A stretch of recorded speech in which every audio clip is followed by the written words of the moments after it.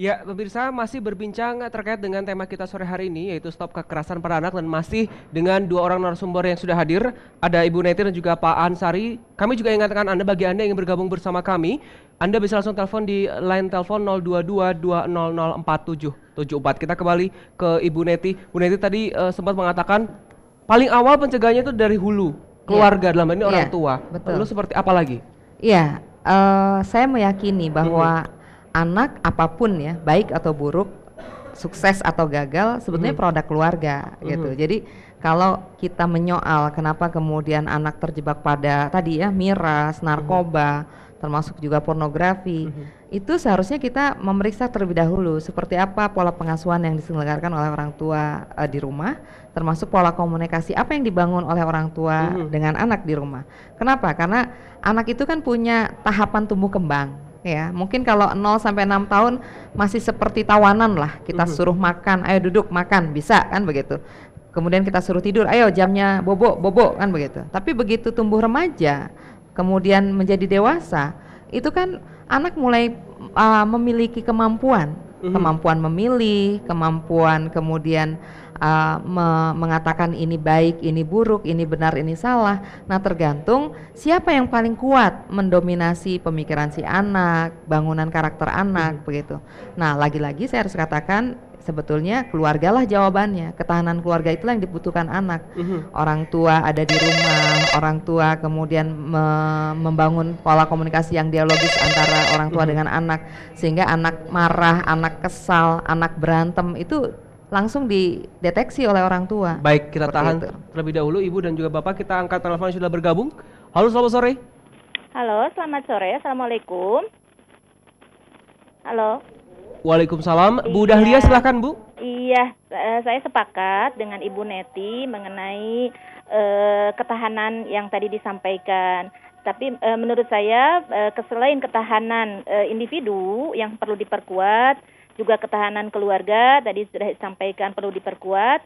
Juga yang tidak kalah pentingnya dan menurut saya ini sangat penting adalah ketahanan negara, di mana negara mempunyai kekuasaan untuk memberikan aturan yang ditegakkan sehingga penyelesaian masalah kekerasan pada anak khususnya dan juga masalah minuman keras ini dapat diselesaikan secara komprehensif begitu. Jadi memang permasalahannya seperti tadi narasumber katakan perlu dikikis dari akar permasalahannya sehingga solusi yang perlu diberikan pun tidak bisa dari masalah cabang tetapi harus dari masalah akar yaitu pencegahan, tidak hanya sekedar pengobatannya begitu tapi yang lebih penting adalah pencegahan yang kembali kepada ketahanan tadi, ketahanan individu dengan memperkuat keimanan dan ketakwaannya, kemudian keluarga, dan yang terpenting adalah bagaimana di sini negara berperan untuk menegakkan aturan-aturan. Seperti halnya di Papua itu padahal minoritas Muslim, tetapi mereka melarang peredaran miras. Nah, untuk kalau dalam masalah ini menurut saya tidak perlu Baik, tidak hanya perda tetapi harus pernas peraturan nasional untuk pelarangan baik. bukan Ya, pengaturan miras baik tapi Bu Dahlia sudah bisa pelarangan kami miras. tangkap Terima Bu. kasih. Assalamualaikum. Baik. Waalaikumsalam. Baik, terima kasih Ibu Dahlia sudah bergabung. Baik, kita ke Bu Neti tadi terkait Ya, dengan ketahanan negara. Ini juga negara punya poin ya, penting ya. juga. Mhm, Saya sepakat dengan Bu Dahlia karena secara filosofis mhm, perlindungan terhadap anak itu menganut filosofi obat nyamuk begitu. Kalau mhm, obat nyamuk kan melingkar ya Pak Ansari ya. Ada lingkaran paling dalam, paling kecil mhm, sampai lingkaran paling luar.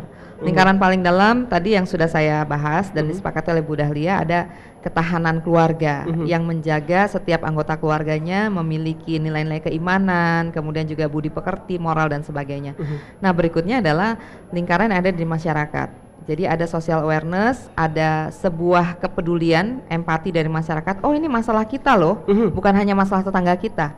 Oh, ini masalah kita loh, bukan masalah dalam negeri. Kan sering kita bilang ya, kalau ada anggota masyarakat yang bermasalah, kita selalu membalikan, oh ini urusan keluarganya, oh ini masalah dalam negeri gitu. Padahal ketika sesuatu sudah terjadi, dan kemudian ada landasan konstitusinya, maka itu sudah menjadi kewajiban publik untuk mengadvokasi kan. Nah, terakhir lingkaran yang paling besar adalah negara. Makanya tadi di awal saya katakan kita perlu kebijakan tentang bagaimana menggolkan RUU Miras, kemudian juga RUU penghapusan kekerasan seksual itu juga harus kita dorong begitu. Kenapa?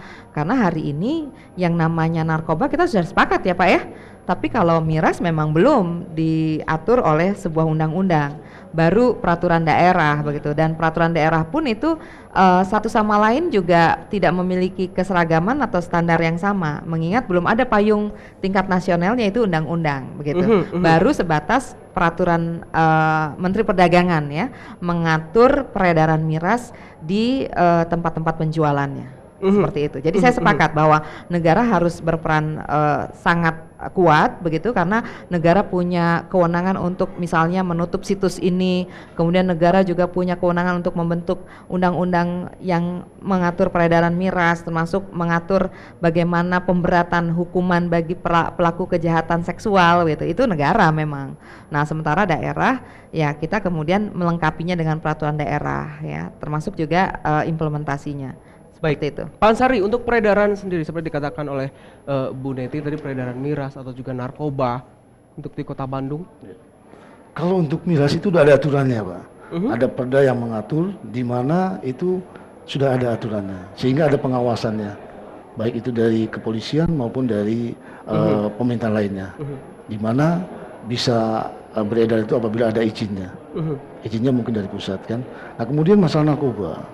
Kota Bandung ini memang sebagai kota pariwisata, di mana kota pariwisata ini udah banyak tempat-tempat ini. Tetap kita mengantisipasi daripada peredaran narkotika ini, karena tidak bisa kita berdiri sendiri, harus semuanya kita rangkul, baik kepolisian, stakeholder lainnya, pemerintahannya, bahkan sampai tingkat provinsi, kemudian juga wali kotanya, kemudian juga semua stakeholder, sampai tingkat bahkan sampai tingkat kelurahan dan tingkat RT RW juga. Kita udah upaya supaya bagaimana, katakan tadi Ibu ada satgas ya untuk tentang pencegahan tentang bahaya narkoba, supaya jangan sampai itu merebak. Karena ini udah darurat narkoba. Apa yang disampaikan oleh Bapak Presiden kan, bagaimana upaya kita supaya jangan sampai ini. Pertama dari keluarga dulu, apa yang disampaikan oleh Ibu Neti. Dari keluarga baru kepada tingkat sekolah, sekolah baru tingkat lingkungannya. Kalau kita bisa menjaga lingkungannya, insya Allah. Dan modal pertama adalah keimanan kepada Allah Subhanahu Wa Taala. Itu yang paling utama. Baik, tidak bisa anak dipilih. Kembali Pak. Sudah ada pemirsa yang bergabung. Halo, selamat sore. Ya, selamat sore Pak. Ya, Pak Hendy, silakan Pak.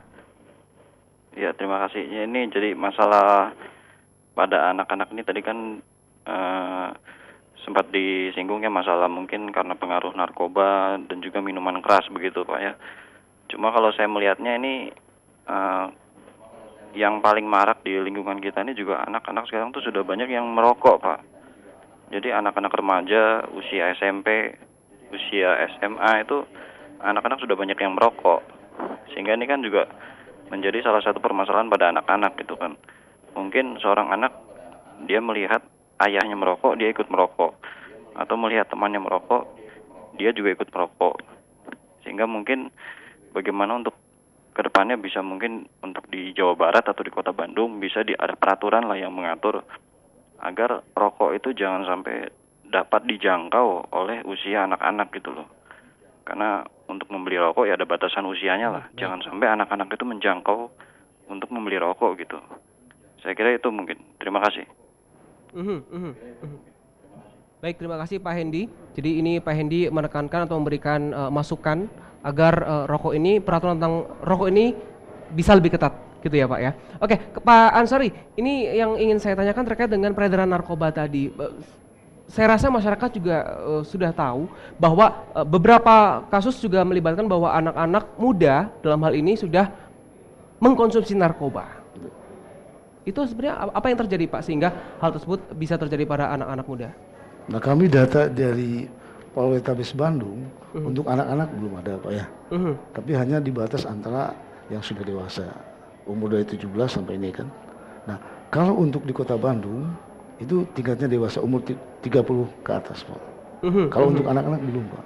Karena kalau memang ada itu ada Bapas Pak. Ya, Karena kalau anak terlibat narkoba itu ada istilah nggak langsung dingin, tapi ada tim asesmennya juga, Pak. Sejauh mana anak itu mengkonsumsi narkoba, apakah dia pemula atau ini, baru kita ini kan. Itu ada istilah pola rehabilitasi, Pak. Jadi kalau untuk anak-anak sendiri, untuk di Kota Bandung, mau itu anak-anak, mau itu pemuda, masih belum ditemukan kasusnya. Nah, kalau untuk anak-anak di bawah umur itu belum, Pak, ya, belum. Tapi kalau anak udah menginjak umur SMA, ya, kemudian juga untuk perguruan tinggi itu ada, Pak. Tapi kadarnya nggak terlalu banyak, Pak. Tapi artinya itu juga kan pelajar, Pak. Memang pelajar, tapi kan pelajar juga bagaimana dia kan? Sejauh mana ya? Pelajar ini terindikasinya kan? Kita ada apa di asesmen dia? Apakah ini anak ini betul-betul? Apa hanya coba-coba atau gimana kan? Karena kita lihat anak ini masa pola masih muda kan ya? Dia pasti mungkin dicoba-coba atau dia ngasih. Kita lihat juga itu kan, tidak bisa serta-merta itu kan? Baik. Kita akan lanjutkan, Pak. Tadi sebenarnya apa yang membuat pelajar juga bisa terjerumus untuk mengkonsumsi narkoba, ya? Dan juga dengan Ibu Neti juga, pemirsa, kami akan kembali sesaat jeda.